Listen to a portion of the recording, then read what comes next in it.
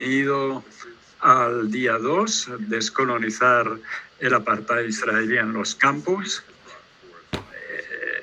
Este año nos ha presentado unos desafíos increíbles, donde un mundo desigual hace frente a una pandemia. Siglos de racismo, de neocapitalismo, catástrofe climática.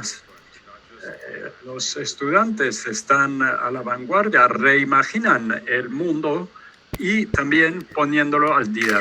En los últimos decenios han trabajado contra el apartheid israelí y han conducido campañas para el boicot de Israel.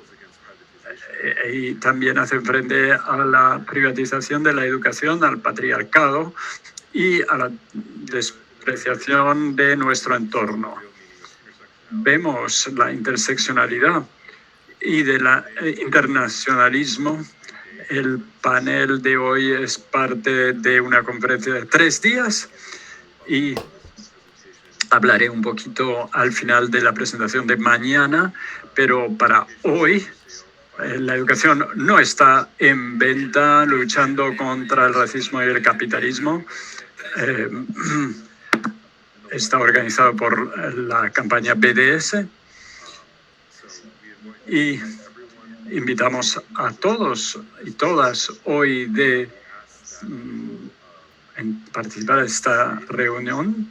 Podéis utilizar la función Q&A, preguntas y respuestas, en la aplicación de Zoom, o si estáis mirando en las redes sociales, en YouTube, podéis enviar vuestras preguntas y intentaremos contestar al final de las intervenciones de los panelistas. Tenéis la opción de escoger castellano o árabe para la traducción abajo de vuestra pantalla. Podéis también seguir Facebook en el movimiento BDS en árabe, y las personas que están escuchando desde ahí pueden enviar sus comentarios y preguntas, las tomaremos en cuenta. Estarán también disponibles en estas páginas una vez que se acaben, así que los que no pueden estar con nosotros hoy lo podéis ver en los días siguientes. Y sin más tardar, voy a presentar los panelistas aquí presentes. Ajamu Daha, que tenía que estar con nosotros hoy, no está, pero tenemos a Shaera Kala, que es la antigua presidenta del Consejo de Estudiantes a la Universidad de Wits y organizadora de Fees Must Fall. María Santiago es estudiante en la Universidad Complutense de Madrid y organizadora de la campaña Espacios Libres del Apartheid Israelí. Y al final escucharemos a Linda Tabar, que es profesora a la Universidad de Birzeit y autora del libro Palestina, Memoria, Descolonización, Encuentros Nativos con la Modernidad e Imaginarios de Liberación. Y sin más tardar, paso la palabra a Shaera. Muchas gracias, Nick. Estoy muy feliz de estar aquí. Estoy aquí en Sudáfrica, en mi casa en Pretoria. Y creo la primera cosa que quiero decir es que mi parte, el activismo estudiantil en la Universidad de Wits, hace más de 6 años, estuve inspirada por mi compromiso con la justicia global y la cuestión palestina, y el anticapitalismo también, por supuesto. Así que una de las primeras organizaciones estudiantes a la que me uní fue el Comité de Solidaridad con Palestina. Y me acuerdo muy bien que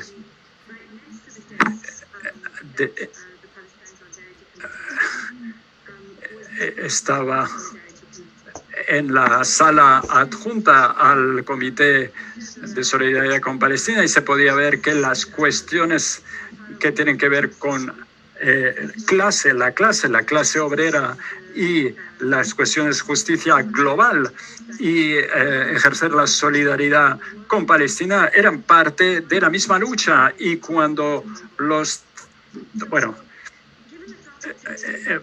dada la cuestión de hoy, antirracismo y anticapitalismo, creo que debemos entender que el capitalismo emergió como un régimen de género y clase.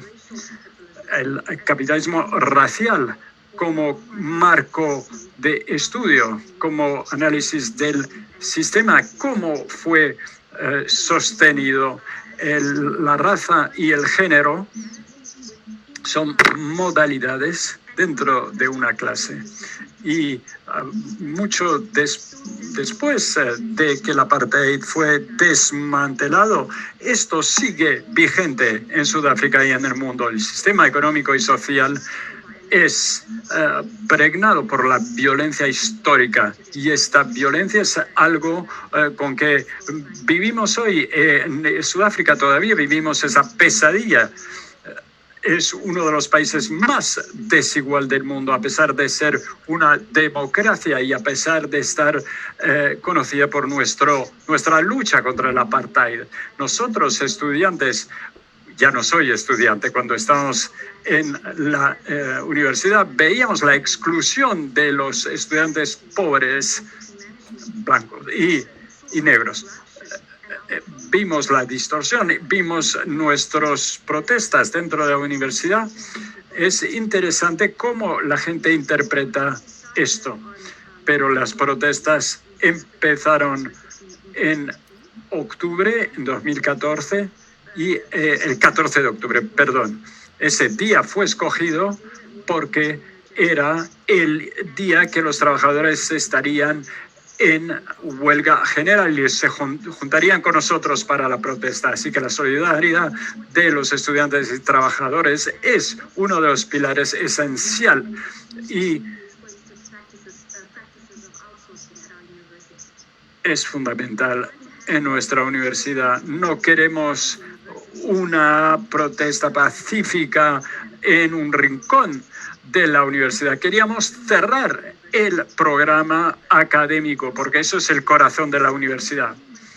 Así que cuestionábamos no solo el acceso a la universidad, sino el rol, el papel de la universidad. Y para ser honestos, no es una institución ni un papel democrático. Para conceptualizar la protesta, ese año, un poco antes, en julio, había unos recortes de financiación que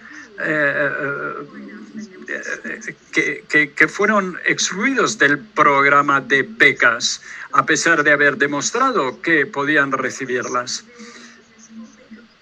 Pero también había incidentes xenofóbicos en Johannesburgo en ese momento y protestas organizadas por protestas históricas en la Universidad del Cabo, que puso la cuestión de la descolonización en la agenda. Y cuando miramos hacia atrás, porque era 2015, la protesta también era la muerte de Michael Ferguson, y el movimiento de Black Lives Matter que empezó en ese momento, y otro hombre que se hundió, y también Gaza en 2012, un asesinato de masa. Y la conexión entre estos eventos, esos problemas, nos concienció como generación de estudiantes, y eso condujo a una protesta más amplia en el país, en Sudáfrica. Cuando llevamos a cabo la protesta en 2016, el problema no era tan popular no había tanto apoyo de la sociedad civil en ese momento. Y en 2015 éramos considerados como héroes, pero en 2016 ya no teníamos ese apoyo. Y eso es lo que justificó el uso de la violencia contra nosotros por parte del Estado, la policía y las armas que fueron utilizadas. Y a medida que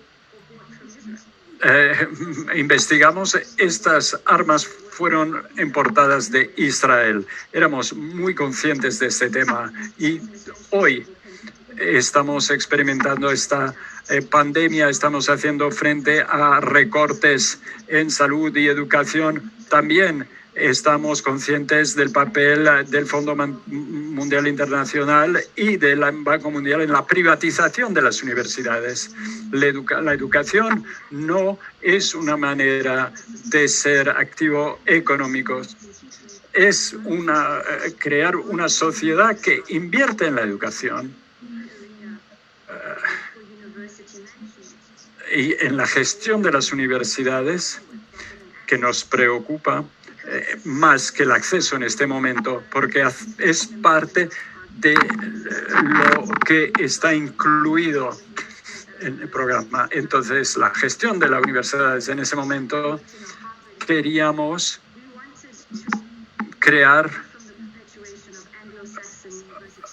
alejarnos del modelo anglosajón de la universidad. Y en el debate político era: ¿queremos lo que ellos tienen o queremos algo diferente? Y eso es lo que es central en la cuestión de una educación no mercantil, ser anticapitalista, antirracista. ¿Y cuáles eran los medios? Y ese era un momento muy potente. No conseguimos ir más allá y transformar en un movimiento continuo. Era el pico del iceberg, pero el poder, pudimos ver la potencia que es cuando la gente se junta e imagina una realidad diferente. Antes éramos descritos como patéticos, pero en realidad tuvimos la posibilidad, la capacidad de sacudir el corazón del sistema, defender la cuestión de las becas, por supuesto, pero en nuestro sistema de educación superior no cambió. Perdimos estudiantes y con las victorias también tuvimos que examinar la percepción hacia la educación. Es fundamental. Hay pensadores conservadores en la sociedad que se burlaron de lo que quiere decir educación. Pero ahora hay una posibilidad. Pero el movimiento se debilitó después de 2016 y las universidades con el gobierno,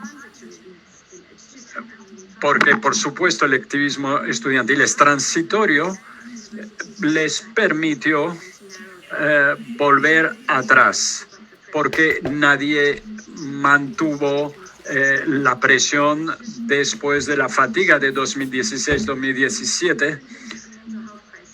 Y hubo incluso crisis de salud mental entre algunos estudiantes. Así que la decolonización del programa estudiantil es fundamental.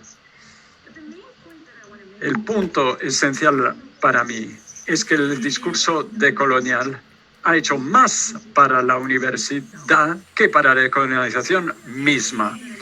Así que hay edificios que tienen otros nombres y hay acceso más amplio para los estudiantes. También hay vigilancia a través de sistemas. La policía puede entrar en las universidades y la decolonización se mide ahora.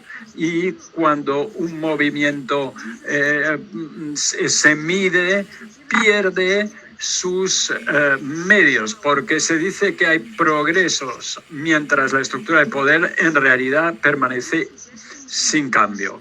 Y eso es un gesto, eso, lo que hay que realmente examinar es la evolución de nuestro movimiento. Porque las universidades no son de naturaleza democrática, que es el problema fundamental. Esto fue muy crítico. No quisimos, nos negamos a ir a negociar. Nosotros queríamos que el Consejo de la Universidad bajara a la calle y hablar con los estudiantes. Fue posible de pasar una reunión del boicot a pesar de la representación en el Consejo. Hay mucho más personas negras en el Consejo que antes. Lo que es claro es que el doble lenguaje geopolítico no es tan diferente del lenguaje doble de la universidad.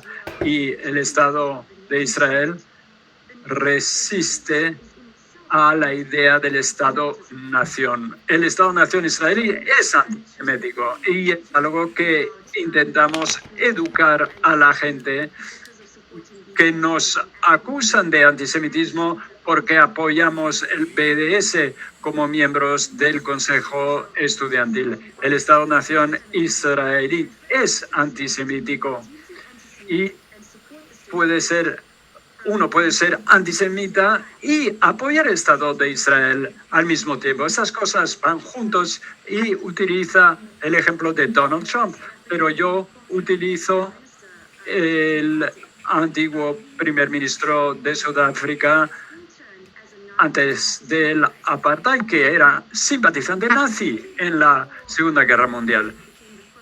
Y antes de ser el primer ministro, se oponía a la llegada de refugiados judíos desde la Alemania nazi en Sudáfrica. Así que la relación entre Israel y el régimen del apartheid, hubo el desarrollo de una tecnología nuclear conjunta, de la bomba atómica. Así que la decolonialidad como manera de vivir no se puede limitar a la universidad, porque la universidad es en sí un proyecto no democrático. La decolonización es sobre salvar la vida y salvar la tierra. Debería haber un sentimiento de urgencia. La solidaridad con Palestina no tiene solo que ver con Sudáfrica. Es ser humano, tiene que ver con ser humano. Israel es un estado de supremacía blanca y la historia está viva. La Sudáfrica democrática se puede ver como, por lo menos a través de esas declaraciones, como apoyando Palestina. En realidad es muy limitado ese apoyo.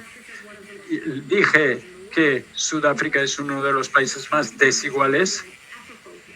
También es agrofóbico. ¿Qué quiere decir como sudafricanos la solidaridad con Palestina? Subrayando los desafíos en el país. El poeta de Martinica, MCC, dijo que el colonialismo tiene un efecto boomerang. Lo que pasa puede pasar en el pasado, en el país mismo. Los sudafricanos, la violencia contra los migrantes que viven un racismo crudo tiene que ver con la deshumanización de Palestina. Y me parece que me he excedido en el tiempo, pero para concluir, colectivamente estamos indignados. Mandela dijo que jamás, nunca jamás, no quiso decir solo para Sudáfrica, sino para todos los lugares del mundo, ningún lugar en el mundo. Así que queremos conectar esas luchas contra el imperialismo, el neocolonialismo, el capitalismo. Cuando la revolución tenga lugar, asegurémonos de estar del mismo lado de la barrera. Muchas gracias, Shaira. Era una presentación muy potente. Y para aquellos que acaban de llegar, tenemos más de 200 seguidores en las redes sociales, 100 aquí en la llamada Zoom. Si tenéis alguna pregunta, por favor, sentiros libre de escribirla en las redes sociales. Y ahora me gustaría pasar la palabra a María Santiago. Muchas gracias, Nick y Shaira, por tu intervención. Y, por supuesto, gracias a PACBI por haber organizado hoy la invitación. Yo voy a hablar de cómo nos estamos organizando para luchar contra el capitalismo y racismo en la Universidad Complutense de Madrid, en España, en el Estado español, y voy a utilizar el ejemplo de ELAI, Espacios Libres de Apartheid Israelí. Somos un grupo de solidaridad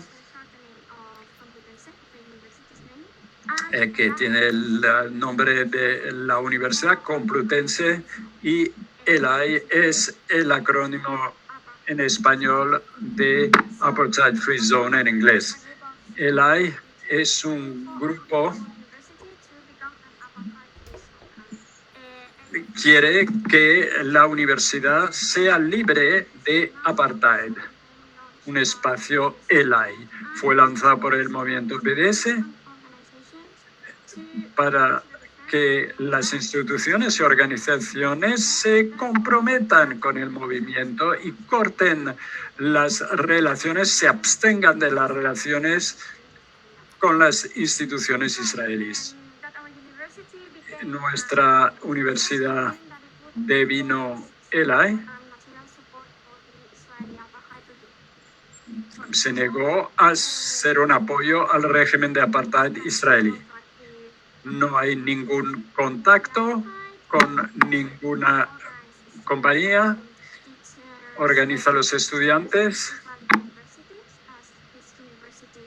contra esas relaciones israelíes que participan en el apartheid. Y sí, en relaciones con las universidades palestinas. Nos sentimos mucho, la conexión no es muy buena. Hubo una discusión sobre la posibilidad de pasar de la universidad a la sociedad en un sentido más amplio, porque el hecho de que las universidades participen activamente en el sistema colonial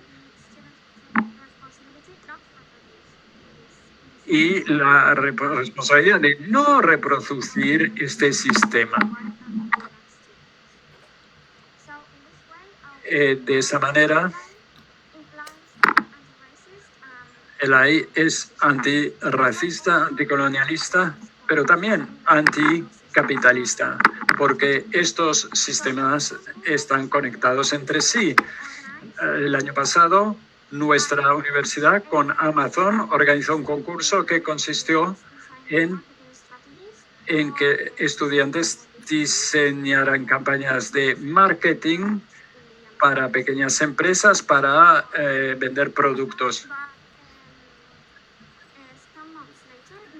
3 meses después, el Financial Times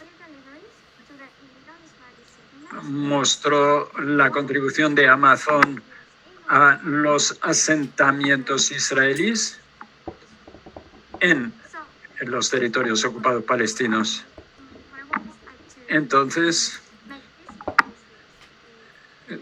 había que mostrar estos lazos entre el apartheid y el capitalismo.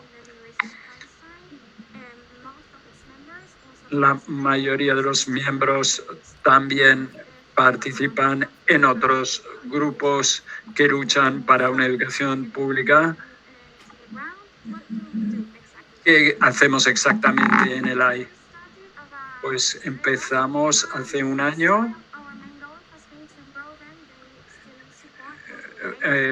construyendo el apoyo estudiantil para esta campaña ELAI, y lo hicimos trabajando con las organizaciones estudiantiles. Empezamos con el apoyo estudiantil porque pensamos que, por una parte, este apoyo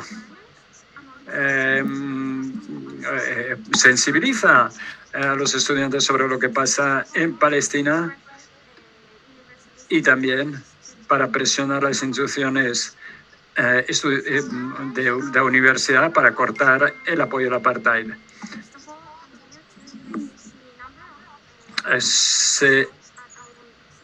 Seguimos aumentando el número.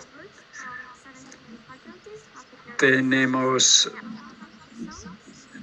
16 zonas ELAI en las universidades, lo que es un éxito, sabiendo la situación actual de pandemia. Ha sido difícil, por supuesto, de organizarse. Estos grupos pues incluyen ecologistas, feministas, anticapitalistas. No solo se centran sobre Palestina, pero incorporan la cuestión palestina en su posición política y trabajo cotidiano. Por supuesto, no vamos a parar aquí, es la primera etapa. Después vamos a extendernos a otras facultades de la universidad, y nuestro objetivo es de seguir nuestras actividades difundiendo el movimiento BTS con talleres, etc., y sobre lo que pasa en Palestina. Y queremos promover la creación de estudiantes comprometidos con la defensa de los derechos palestinos. Estamos enfrentando obstáculos, por supuesto, pero quería compartir algunos pensamientos que nos han ayudado en nuestra campaña. Estos factores son específicos, pero han sido muy importantes en nuestra campaña. Primero, tener una red de estudiantes. Antes de la AI, pues había diferentes grupos de estudiantes que se centraban en diferentes cuestiones. Cuando hemos trabajado juntos con estos grupos, juntas, porque no somos un grupo conocido,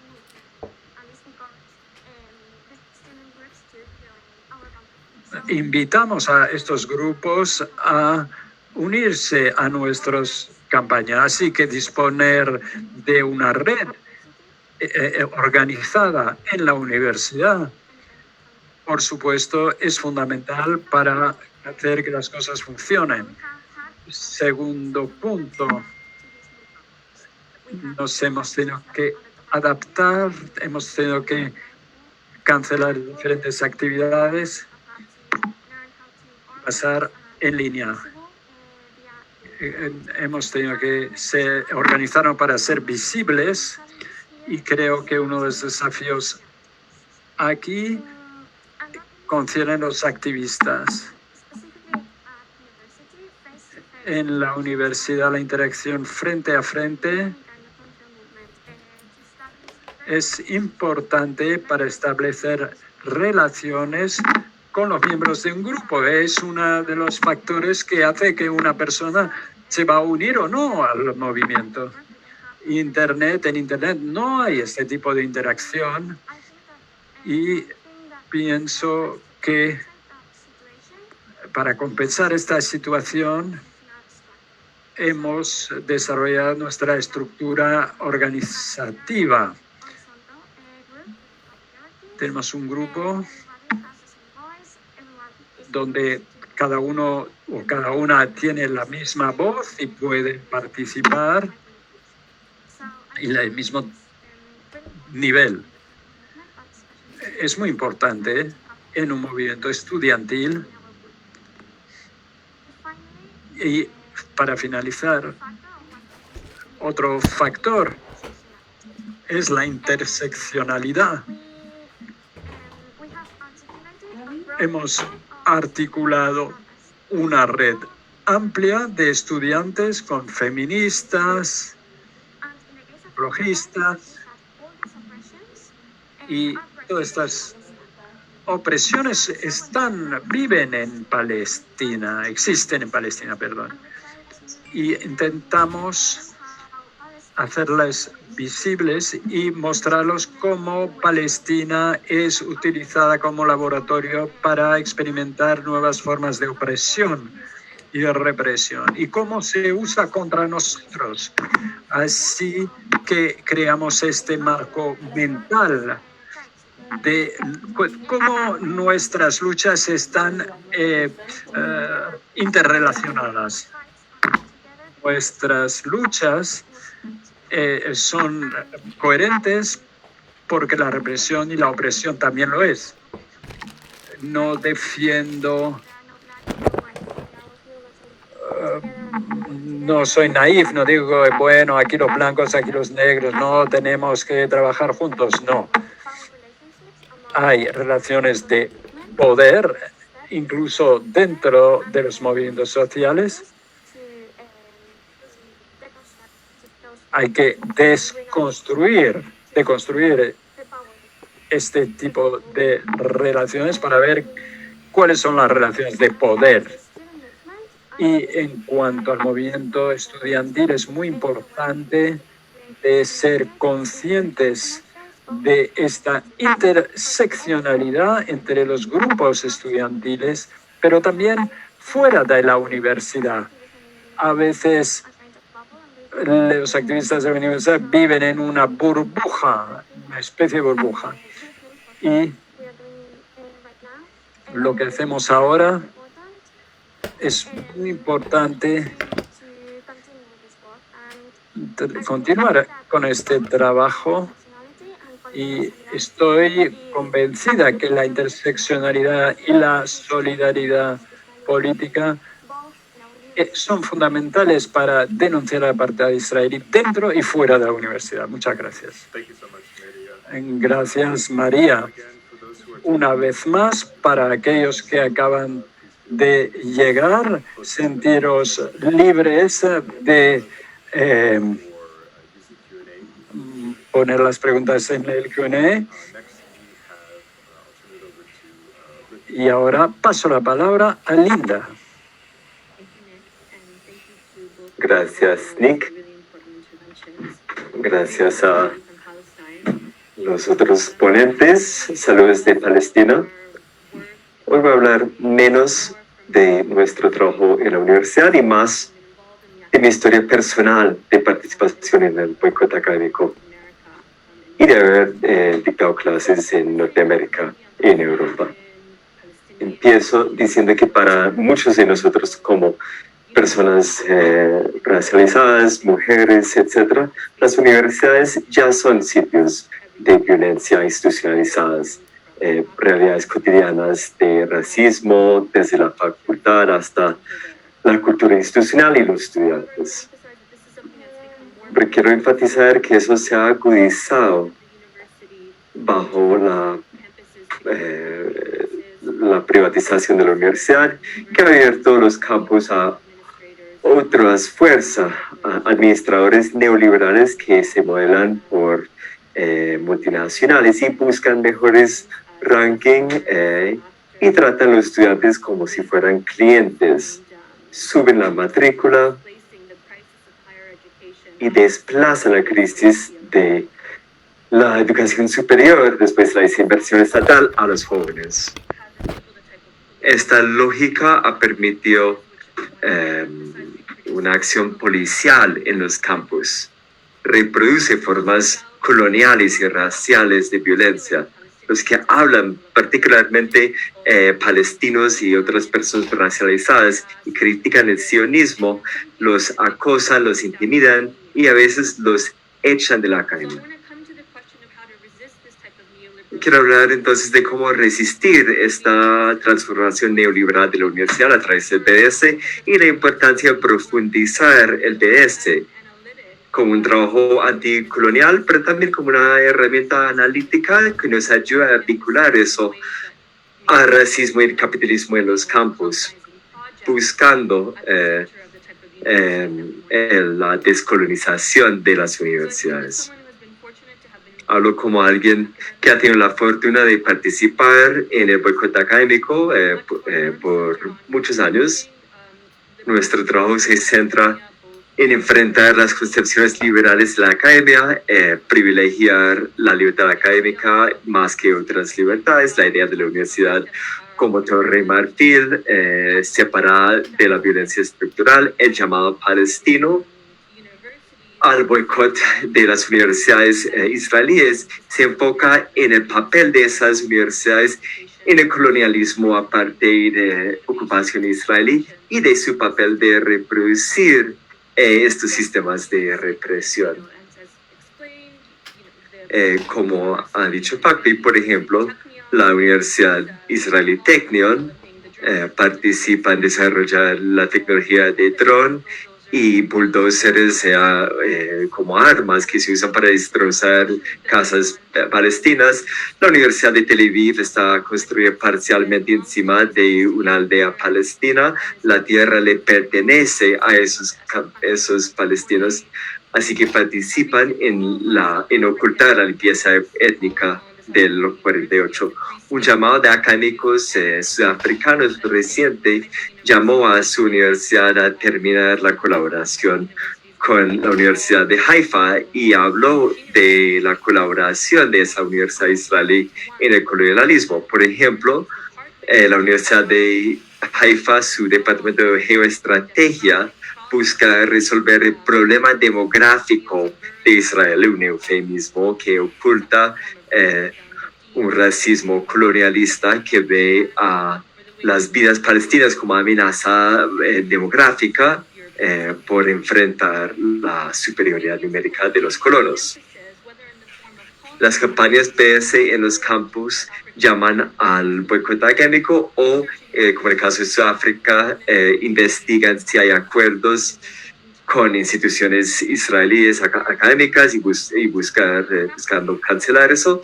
Son formas importantes de solidaridad anticolonial que permiten cortar vínculos con universidades cómplices en las prácticas de colonialistas y de supremacía blanca. Como decimos los palestinos, así se niegan a normalizar la represión. Pero también el PSI es importante como pedagogía anticolonial y es central a las luchas contra el racismo y el capitalismo en los campos. Por ejemplo, volviendo al llamado de los académicos sudafricanos a cortar vínculos con la Universidad de Haifa. Esos académicos sudafricanos dicen que ese acuerdo se parece mucho a la relación entre los dos estados colonialistas y la colaboración histórica de militar y inteligencia entre Sudáfrica e Israel. Y dicen que la Universidad Sudafricana todavía está invertida en el apartheid por sus vínculos a una universidad que apoya el colonialismo y la dominación de vidas palestinas.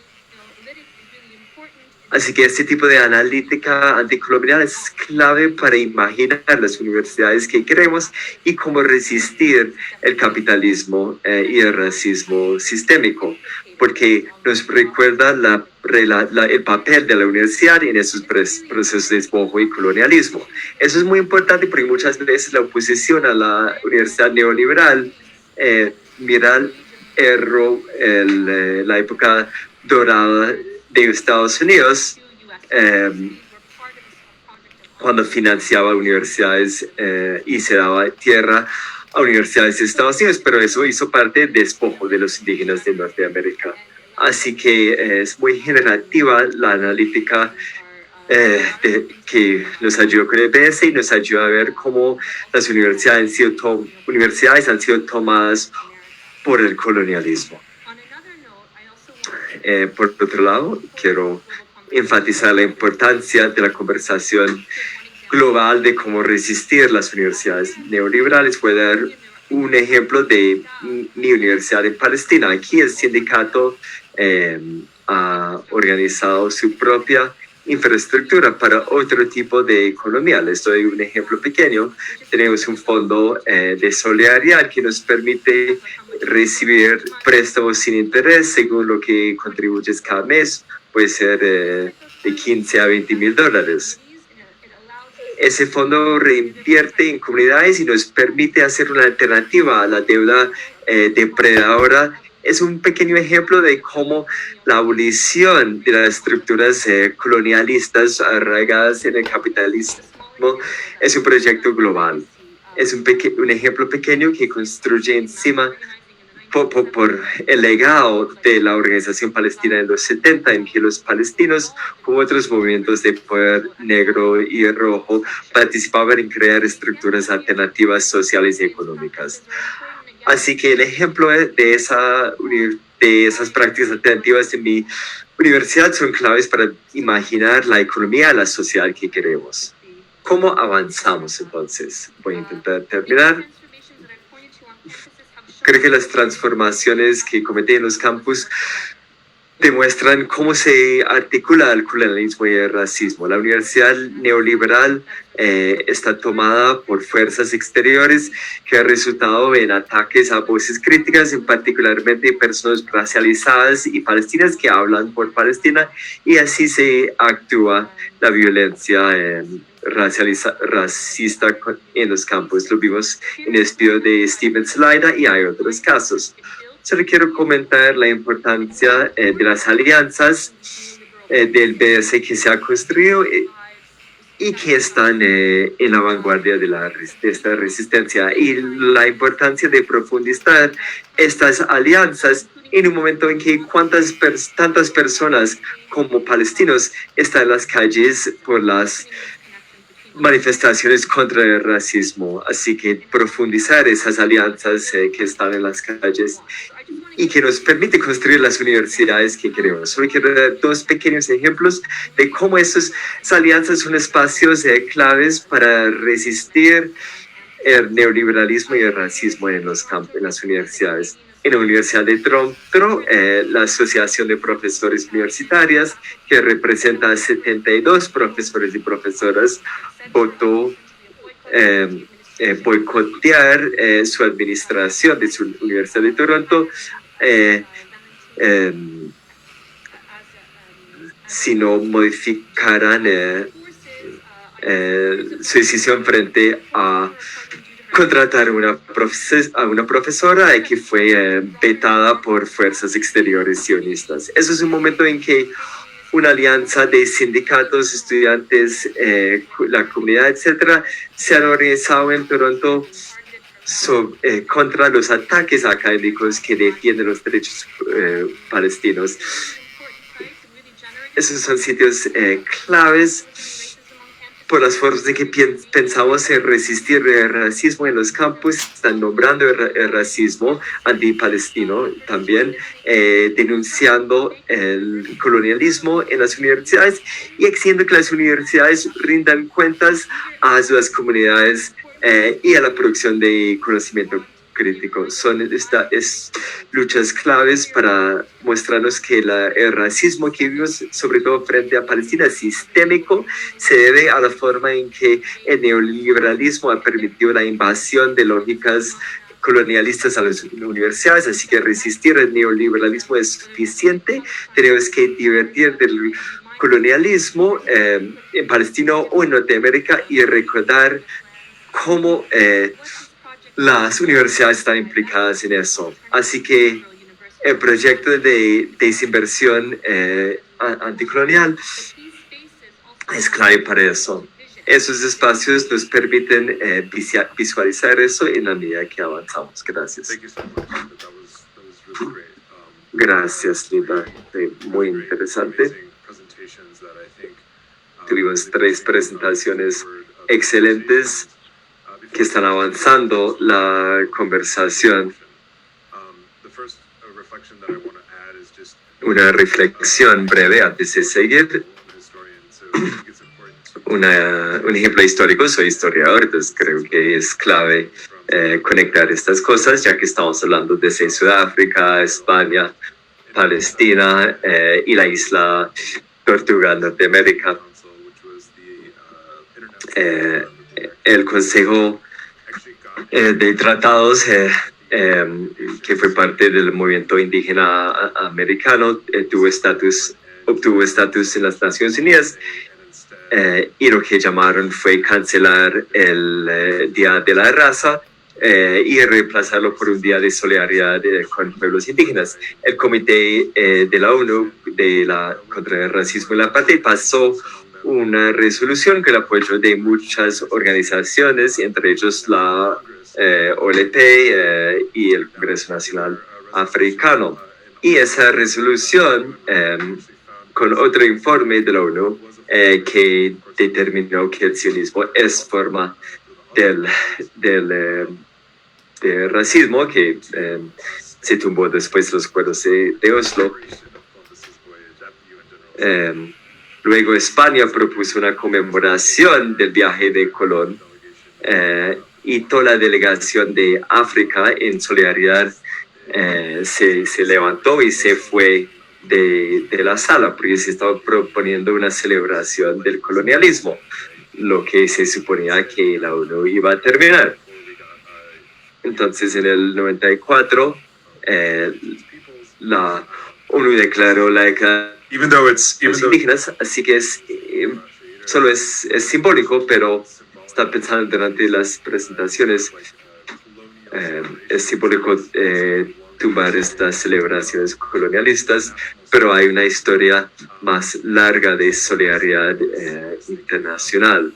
Y por último quiero decir que pensando todo lo que presentaron de sus espacios respectivos, creo que es clave. El BDS a mí me ha enseñado como estudiante y como académico que las universidades sí son sitios de lucha. No solo es lucha anticolonial, sino de lucha de clase. Y creo que Shira lo anotó y es muy relevante. La decolonialidad ha hecho más para la universidad neoliberal que para la decolonización misma. Y si pensamos en la ley que brindó tierra a universidades en Estados Unidos, podemos pensar en universidades públicas y privadas como Cornell, que se beneficiaron de casi 1 millón de acres de tierra en todo Estados Unidos. Así que esa ley de 1862 expropió millones de hectáreas de tierra indígena para crear la riqueza social de Estados Unidos y para crear la capital intelectual que conocemos hoy como la Universidad Neoliberal. Así que se creó en las fundaciones de la expropiación de los indígenas y vemos que se extiende ese proyecto al resto del mundo. Creo que eso plantea una pregunta más amplia para personas en la universidad. ¿Somos beneficiarios de esta riqueza social acumulada? Y eso nos trae a la pregunta que voy a preguntar, pero como alguien que hace parte del sistema universitario y que estudia movimientos sociales, creo que cada una de ustedes lo ha apuntado, que los movimientos sociales dentro o fuera de la universidad son sitios de producción de conocimiento. Entonces, ¿cuál es nuestra obligación como personas, trabajadoras universitarias, incluyo a los estudiantes en eso? ¿Cuál es nuestra obligación a los movimientos fuera de la universidad? La primera pregunta que tenemos, también la importancia de los grupos estudiantiles, si puedes dar más consejos para estudiantes para que se hagan más vínculos a las comunidades y para que no se encierren los estudiantes dentro del campus.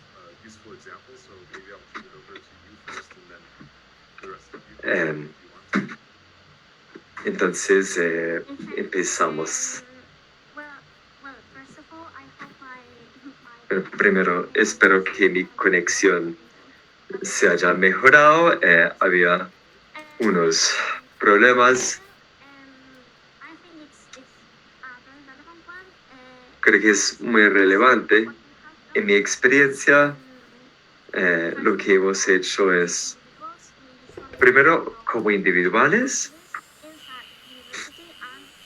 somos activistas dentro y fuera de la universidad. Esta relación es muy natural en el caso de mi organización. También soy activista del Grupo BS de Madrid. Entonces,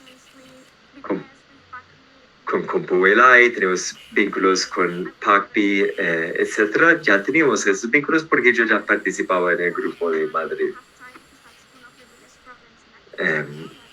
Creo que eso es, si uno tiene tiempo, es uno de los problemas principales del activismo. Uno no tiene el tiempo para estar en cada espacio donde quiera. Pero siendo activo dentro y fuera de la universidad a nivel individual, creo que es importante. Y frente a la organización estudiantil, creo que participar en actividades organizadas por grupos fuera es muy importante. Por ejemplo, el grupo LGBTQ en que yo participo de la universidad, empezamos también a entrar a la organización del Día de Orgullo Alternativo Anticapitalista de Madrid. Y entramos ahí bajo el nombre de nuestro grupo universitario porque queríamos participar en actividades y luchas allá en el mundo real.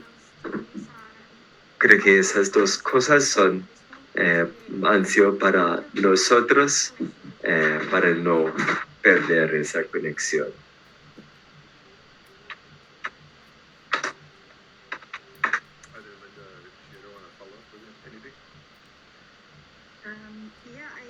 Had put down some practical anecdotes that I thought would help. Sí, tenía algunas anécdotas prácticas y me acabó el tiempo, así que los comento brevemente. Algo que pasó en la universidad es que la administración de la universidad se presionó a permitir que la Unión Sudafricana de Estudiantes Sionistas, la organización sionista, compartiera espacio con nosotros cada semana contra el apartheid israelí. Así que nosotros reservamos un espacio, se cortó por la mitad, ellos recibieron la mitad y nosotros la otra mitad. Así que empezamos muy rápido, nos dimos cuenta como Comité de Solidaridad con Palestina que no podemos siempre seguir las reglas en la universidad. No estoy diciendo violen las reglas, pero sí digo que hay que ser creativas.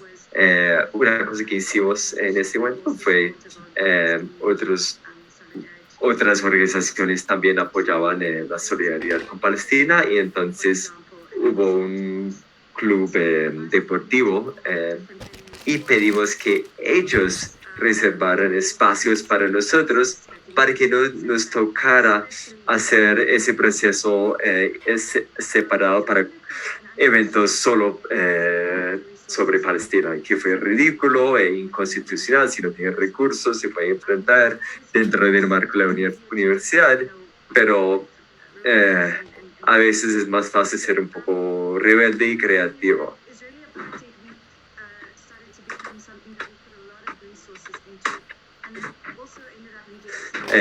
Trabajamos mucho la semana contra el apartheid y por eso dejamos al lado los otros eventos que teníamos. También es importante por eso tener eventos con otros grupos locales cerca de la universidad, invitarlos al campus es clave, sea cine club, comedia, conciertos y grupos de lectura semanal.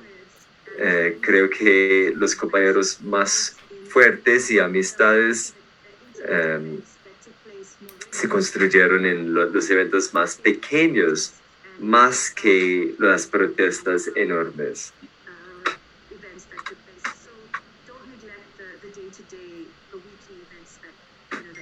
Así que no olviden los eventos cotidianos y pequeños y sean creativas en su forma de trabajar. Hay que ir más allá de las reglas de la universidad neoliberal.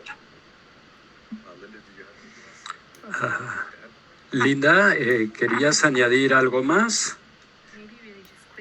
Sí, muy rápidamente. Ha habido tantas sugerencias prácticas. Yo sé que organizar a los estudiantes es muy difícil porque también los estudiantes van y vienen. Yo me educaron en Estados Unidos y lo que hicimos en Toronto, en la Universidad de Toronto, por ejemplo, la Semana del Apartheid israelí era muy importante para construir estas relaciones, conectar con otros movimientos, otros grupos. Creo que es muy importante crear estas relaciones. Así que cuando trabajas sobre Palestina, pues te encuentras con mucha oposición. Así que el apoyo de los sindicatos es fundamental. Por ejemplo, en términos de nuestra responsabilidad, sí, estamos en tierras indígenas, tenemos que mostrar nuestra solidaridad. Blocajes de tierra es algo sobre que se ha escrito, en la importancia del internacionalismo y cómo podemos ser parte del proyecto, o sea, enfrentar este proyecto de colonialismo de asentamientos en Estados Unidos. Así que es muy importante las protestas en la calle, son cosas muy importantes. Sí, hay una pregunta de público. En muchos lugares de universidades, las universidades están siendo caras porque las matrículas aumentan. ¿Cómo asegurar que la gente tiene acceso al conocimiento y que las universidades dan acceso a todos? Y voy a hacer esta pregunta a Cheryl para cambiar un poco. Bueno, es una cuestión difícil en este contexto porque ya no estoy en los campuses desde el año pasado. El año pasado estaba en Oxford y no estaba tan implicada en la red de solidaridad con Palestina. Estuve allí durante 9 meses, pero creo que hay cosas que pasan en las iglesias, en las sinagogas, en las mezquitas, en instituciones culturales, en comunidades fuera de la universidad. Hay algo importante de no limitarse a la universidad. En 2016, con el movimiento, queríamos hacer más en esta dirección porque después de 2015 había más presencia policial en el campus y era difícil organizar cosas. Así que la red comunitaria, y Linda ha mencionado los sindicatos. Los sindicatos tienen espacios, tienen edificios y deberíamos usarlos más. Ahí donde estamos en Johannesburgo hay muchas pequeñas organizaciones a las que podemos apelar por apoyo. Así que construir estas relaciones es fundamental para el éxito de, digamos, interrumpir el status quo en la universidad, cuestionarlo. Sí, María, Linda, tenéis... bien, paso la palabra a Linda, perdón. 2 puntos sobre este tema. Primero, en Palestina y también en otras partes, vi en vídeo sobre educación popular, programas alternativas que están siendo creadas, y es algo que pasa en Palestina muchas veces bajo la dirección de jóvenes. Facultad de la universidad crea este programa alternativo de educación popular, transmite esa experiencia a la universidad. Eso es una manera, pero no sé para aquí. Pensaba también la importancia de que los estudiantes aprendan la idea de una educación gratuita. Es muy importante cómo defender esto, y es fundamental. Hay que ponerlo en la agenda social. ¿Y cuáles son las condiciones, las posibilidades de una educación gratuita en la universidad? Yo pienso en el capitalismo, como siempre estamos en deuda, endeudados, déficits, miedos, crisis financiera, y sabemos que hay evasión de impuestos, gente como Donald Trump que evadió tantos impuestos, y se nos dice que no hay recursos para educación. Y eso, los jóvenes, la vida de los jóvenes tienen que soportar ese peso. Entonces, aprender del movimiento que para bajar las matrículas, criticar eso y criticar las estructuras del capitalismo. Sí.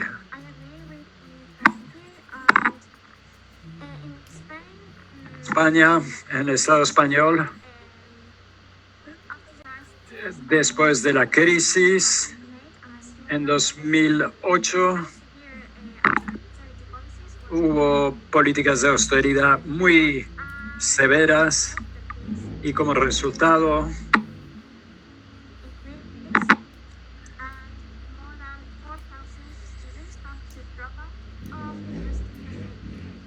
muchos estudiantes tuvieron que dejar sus estudios universitarios porque no se le podían permitir. Y aparte de eso, los servicios de la universidad, lo siento, pero se escucha muy mal. Las empresas privadas gestionan una serie de servicios en las universidades, y las universidades hacen esos acuerdos con esas empresas grandes como Amazon en el nombre de la educación de los estudiantes y de las posibilidades del mercado. Para mí,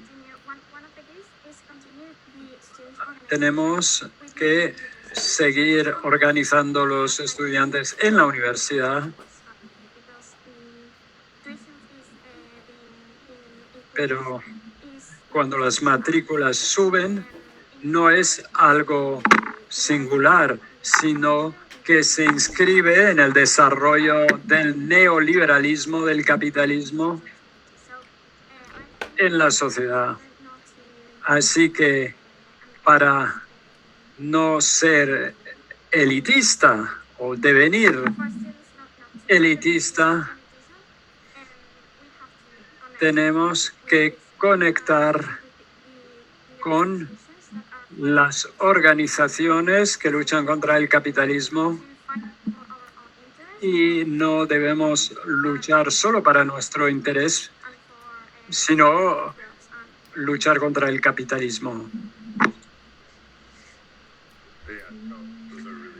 Sí, me parece que son puntos muy importantes. Pensando en la crisis actual a nivel global y cómo impacta, cómo la universidad utiliza esta crisis para implementar más recortes, como en mi programa de humanidades, y apretando a los estudiantes cuando la pandemia empezó en Estados Unidos,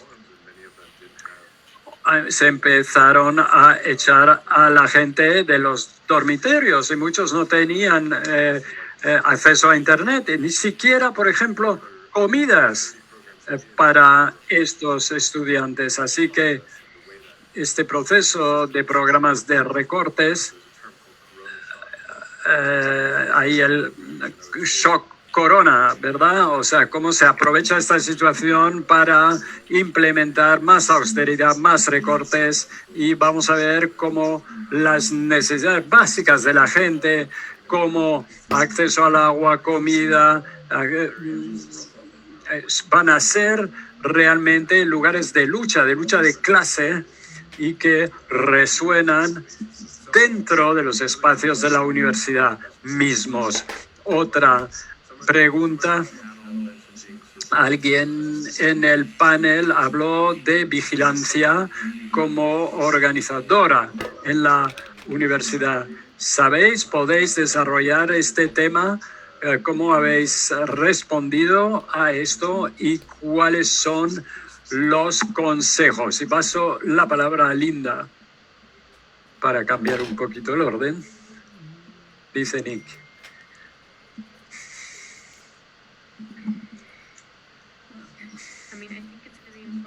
Creo que es muy importante estar en una red de aliados, estar inscrito en una... estas organizaciones son muy útiles en este momento. Las infraestructuras... Pasa algo con mi internet. Mucho del trabajo sobre BDS y Palestina ha construido una coalición sólida para apoyar a los estudiantes y ofrece consejos sobre qué hacer, incluido organizaciones legales palestinas, para que la gente sea consciente de sus derechos y cómo enfrentar vigilancia y cómo defenderse contra la invasión de la privacidad y otras formas de intrusión que tienen lugar cuando uno es activista. María. Sí. Como estudiantes en el AI no hemos todavía sufrido, pero sabemos de profes, de enseñantes, de docentes, perdón, que no hacen pública su posición y han decidido no participar activamente en el movimiento. Pero sí, absolutamente. Pienso que el jefe de seguridad de la universidad, que fue entrenado en Israel, así que sabemos, o sea, conocemos este tipo de problemas.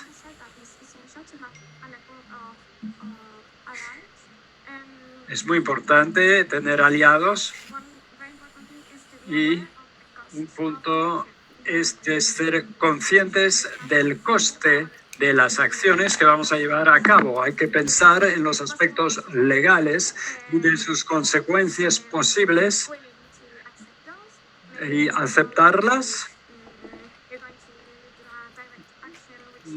Acciones directas, por ejemplo, que pueden conducir a cierta violencia.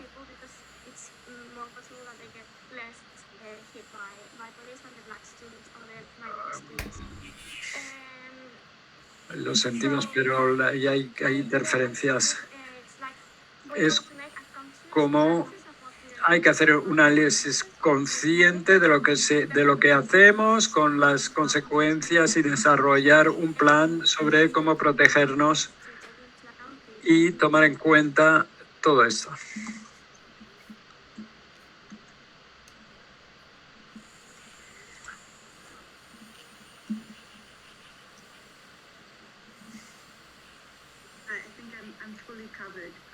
Creo lo que han dicho María y Linda cubren lo que iba a decir. Las acciones que llevamos a cabo tienen consecuencias y las posiciones y privilegios de los que gozamos deberíamos tomar en consideración los costes posibles de las acciones que vamos a llevar a cabo, pero también tener el apoyo de personas progresistas en los medios de comunicación y en las redes sociales pueden realmente apoyar cuando tienes problemas a través de las fronteras también. Desde la experiencia personal, he estado en Canadá varias veces y la única vez que pasé por el proceso de seguridad donde me llevaron a una sala de interrogación, fui invitado por la Universidad de Toronto para hablar en la semana del apartheid israelí. Es la única vez cuando fui a Canadá donde realmente me interrogaron. Y como persona que he estado de los dos lados, como estudiante y como académico, en el sistema norteamericano se dice que el docente tiene más poder, pero en realidad hubo una resolución en 2013 por una organización, la asociación del cual soy miembro, tuvimos que pagar, ganamos el último juicio el año pasado. Ha sido una campaña continua durante 7 años. Su objetivo es marginarnos, que seamos marginados. BDS, como Linda le ha dicho, es analítico, es una manera de comprender el poder. La pregunta siguiente es, ¿hay un dilema ético en la interseccionalidad utilizando el campus contra el patriarcado, el neoliberalismo, la justicia, el anti-apartheid, la lucha LGTBI, mientras se trabaja en una universidad dominada por el capitalismo? Bueno, no he entendido muy bien, la verdad, la pregunta. La voy a poner en chat, pero bueno, la voy a ¿sientes que hay o pensáis que hay un dilema ético en la lucha interseccional en el campus para la justicia y reparaciones contra el neoliberalismo, racismo, etc., pero también mientras uno trabaja en una universidad dominada por el capitalismo? Sí. Bueno, es una cuestión muy importante que muchos nos despertamos con estas crisis existenciales cada día. Donde estés, bueno, la realidad es que el mundo es violento. Y donde vayas, en la universidad o en una ONG, vas a enfrentar estos desafíos, vas a tener que enfrentarte con esta cuestión y tratar con la complejidad, porque cada día vas a tener que elegir y no se puede escapar de eso. Mi consejo, y es muy abstracto, pero me tengo que decir a mí misma, no intentes pensar de manera binaria, porque si no, entras en esta análisis parálisis donde no te puedes mover. Aceptar, bueno, estamos luchando contra el sistema y la universidad, como dices, Nick, es un lugar de lucha como cualquier otro lugar. Por lo tanto, estés donde estés, el mundo que queremos crear, eso debería ser lo que nos tira para adelante. Es lo que Eduardo Galeano decía. La utopía está en el horizonte y cada paso que hacemos hacia ella nos hace avanzar. Eso es el punto, avanzar. Incluso si no estamos en este espacio progresista ideal, donde nuestra conciencia es totalmente clara, pues nos debemos mover hacia adelante y no dejarnos frenar por la realidad desafortunada en la que nos encontramos. Uy, Galeano, uno de mis escritores favoritos, dice Nick. Pues no sé si tengo mucho que decir, la verdad. Pero nos encontramos en esta lucha, en esta lógica capitalista. La lucha es importante. Creamos las vidas que queremos. Y mi propia experiencia es que estando en la universidad neoliberal, físicamente, con mi cuerpo, entiendo cuál es la estructura de poder, cómo funciona, y ese entendimiento es muy importante para saber cómo deshacerla, cómo luchar y a qué debería parecerse la alternativa. Así que desde la Universidad de Birzeit, bueno, el sindicato en una universidad altamente neoliberal trabaja para crear una estructura alternativa, intenta luchar para un alojamiento decente. Bueno, estas contradicciones son típicas de entornos donde hay explotación. Todo esto es importante. Entonces tenemos una oportunidad de ampliar el espacio de resistencia que nos permite empujar la resistencia hacia adelante y crear lo que queremos crear. Sí.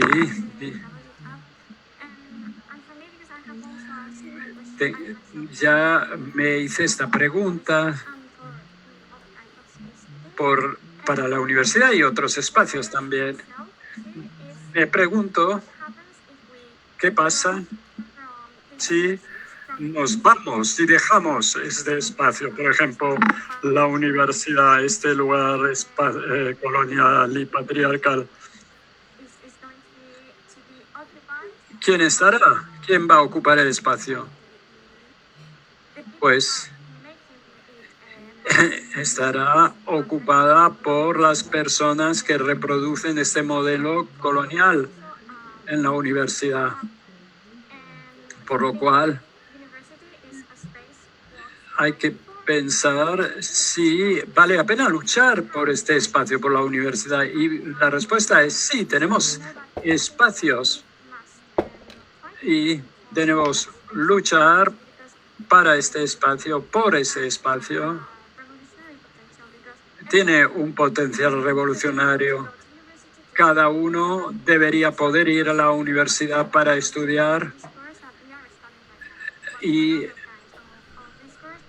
establecer otro tipo de discurso que nos permita crear la sociedad que deseamos. Así que creo que sí, que vale la pena luchar por ello. Tengo dos preguntas. Uno para Linda. Las estudiantes están luchando contra la privatización, por ejemplo, en la cafetería, las empresas tienen la posibilidad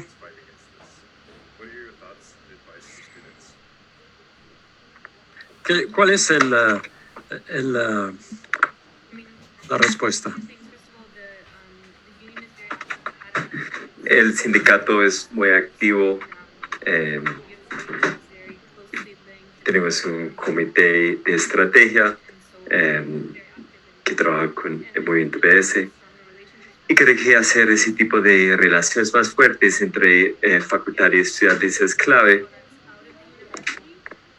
sacando todos los productos israelíes de la universidad. Sería una agenda, un objetivo clave, y ese trabajo se puede realizar profundizando la relación entre los estudiantes y el sindicato. Ya existe, pero fortalecer esa relación alrededor de ese trabajo. Ya se ha hecho trabajo, tenemos una posición que no están bienvenidos los productos israelíes en el campus. Así que si hay productos, no es lo normal, sino una excepción. Tendremos que implementar mejor esa política y sí, clave, fortalecer las relaciones. Quiero enfatizar que el boicot completo de todos los productos israelíes es el objetivo, pero es difícil, porque desde Oslo Israel ha intentado subordinar y relacionar, vincular la economía palestina a la israelí. En los 70 y 80 los movimientos palestinos intentaron crear una economía autónoma que se destruyó con el proceso de Oslo. No es que los palestinos quieren comprar los productos israelíes, sino que se los han inundado, porque es un proyecto estructural de hacer Palestina un mercado cautivo. Ese trabajo se ha hecho y se hará. Frente a las cafeterías, creo que es algo que los movimientos estudiantiles pueden aprender del pasado. Por ejemplo, en los 70, cuando hubo el movimiento de masas de Palestina, se tomaron las cafeterías e impusieron precios muy bajos para asegurar que los precios fueran accesibles para los estudiantes. Hay muchos ejemplos creativos interesantes para pensar cómo los estudiantes pueden aprender cómo asegurar que sigan siendo accesibles para todos los estudiantes la cafetería y otros servicios. La próxima pregunta es para Shira. ¿Cuál es el papel de los líderes estudiantiles como en la Universidad de Rhodes, dado que es una de las instituciones que está manteniendo el colonialismo? Dijiste que está en Oxford, hay la posibilidad de quitar la estatua de Cecil Rhodes el año que viene. ¿Qué otras formas con el BS existen para decolonizar las universidades y reclamarlo de la apropiación neoliberal? No estoy de momento en Oxford, pero pasé 9 meses para mi maestría en el Centro de Estudios Africanos, que fue una experiencia traumatizante y no voy a comentarlo.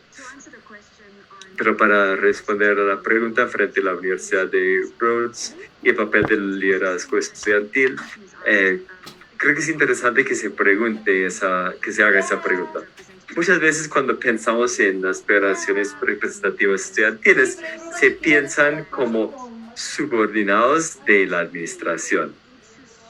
Y para mí, participando en la federación estudiantil, fue el contrario. Se trataba de enfrentar la administración de la universidad dentro de las estructuras disponibles, aunque supiéramos que estaban en nuestra contra esas estructuras y que eran totalmente antidemocráticas.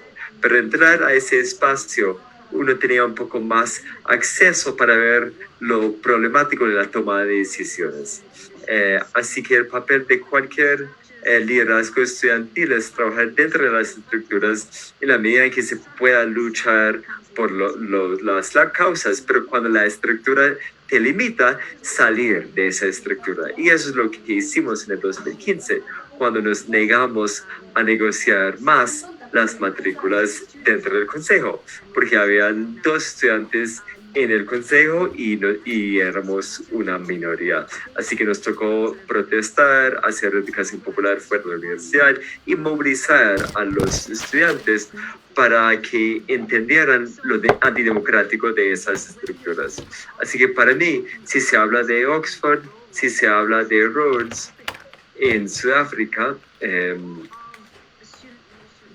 el papel del liderazgo estudiantil no es crear una jerarquía.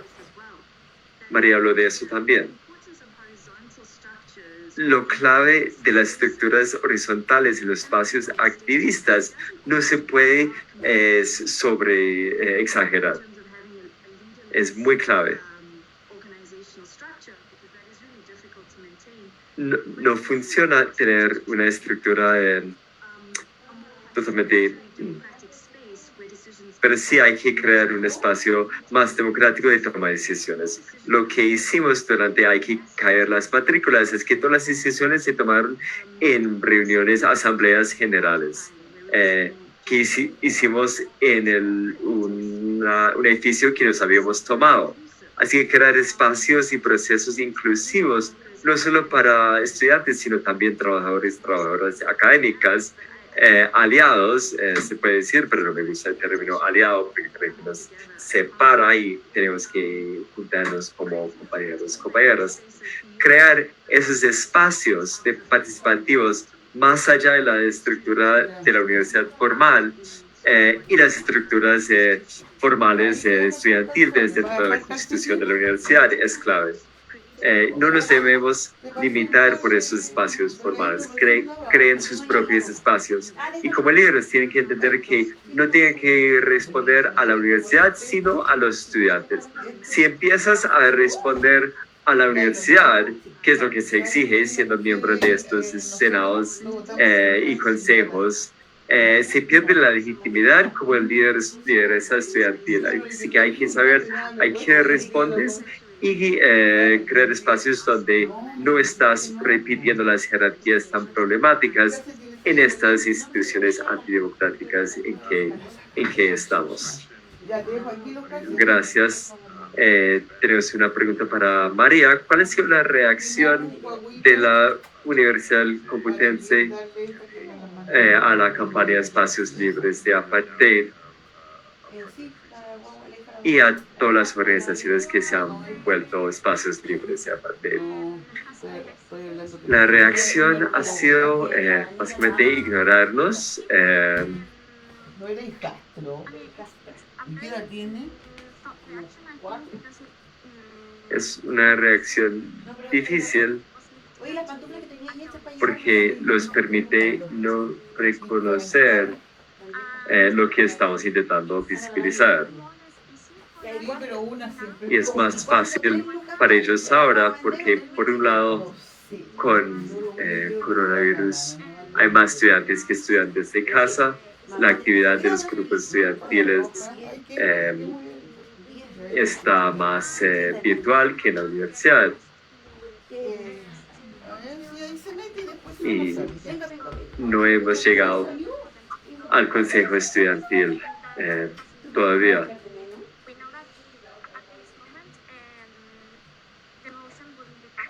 La moción sabemos que no pasaría de momento, así que vamos a crear más apoyo antes de que llegue la moción al consejo estudiantil. Han decidido eso, ignorarnos.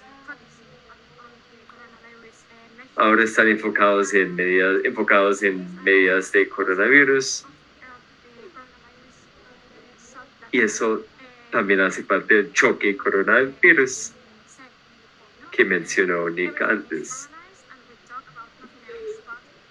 Todo es coronavirus y solo hablamos del coronavirus. Claro que es importante, es necesario, pero también es una forma de invisibilizar los temas sociales. ¿Así ha sido su reacción de momento?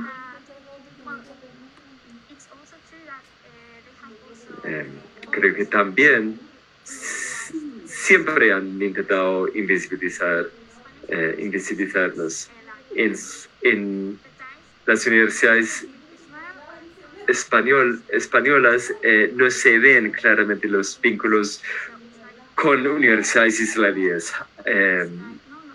Por eso es más fácil ignorarlos, porque pueden decir que aquí no hay ningún problema, lo están exagerando.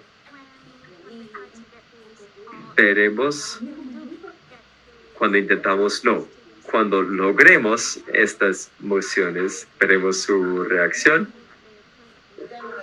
Yo espero que no les guste mucho. Gracias. Una pregunta más para mí. Dice, ¿has sentido alguna diferencia a nivel académico en Estados Unidos después de las protestas indígenas y de Black Lives Matter? Yo digo no, porque estoy de licencia. No he dado clases. Esto para terminar. Los puntos que nuestros ponentes han mencionado, que repensemos el tema de la decolonización y que no normalicemos la naturaleza colonial de la universidad, y que pensando el neoliberalismo no solo como proyecto económico, sino proyecto político de captura, en el sentido de que generaciones anteriores de lucha, creo que dijo, se dio en la cita de Ashira, Linda también lo mencionó, han visto que el horizonte de la lucha sea la libertad más allá del Estado-Nación. Y eso es lo que significaba en un momento la decolonización. Ahora la decolonización se ha, yo diría, deformado a una forma de liberalismo. Algunos lo llaman política de identidad, yo lo llamaría simplemente liberalismo, sin más, porque ha tomado un movimiento revolucionario y lo ha convertido en un movimiento benigno y ha creado una política de daño, en que si vemos las políticas que se han implementado frente a los pueblos indígenas, el proceso de verdad y reconciliación fue administrado por los mismos victimarios del genocidio. Dijeron, lo siento, vamos a avanzar, pero nunca abordaron el tema clave, que la relación entre con indígenas en Canadá se determina por quién es propietario de la tierra. Así que en este momento, con el movimiento por las vidas negras y las protestas por la muerte de George Floyd en la calle, se ve que ya no vamos a esperar, no vamos a pedir permiso, como dijo Arthur Manuel, el activista indígena, llorar el hombre que nos robó la tierra.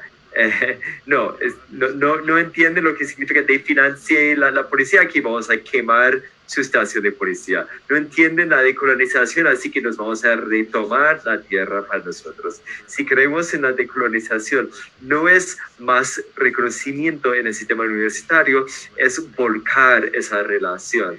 Y en cuanto a los estados colonialistas, los proyectos colonialistas, eso significa redistribuir la riqueza material. En Palestina y lugares como Sudáfrica y Norteamérica, la isla de la Tortuga, significa devolver la tierra a los indígenas y a los colonizados, y devolver la riqueza a los de que se expropió. Gracias, compañeros, por estar. Aprendí muchísimo de todos y todas.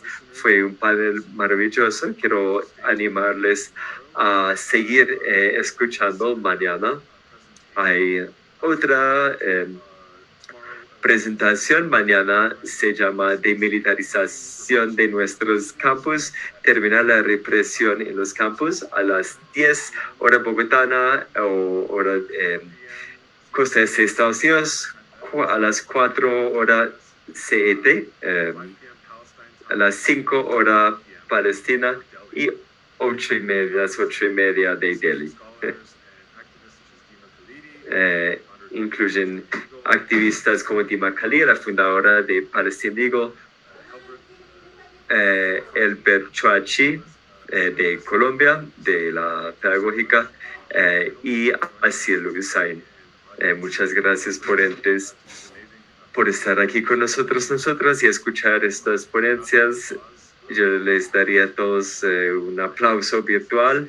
Muchas gracias y espero que sigan seguras y que sigan en la lucha.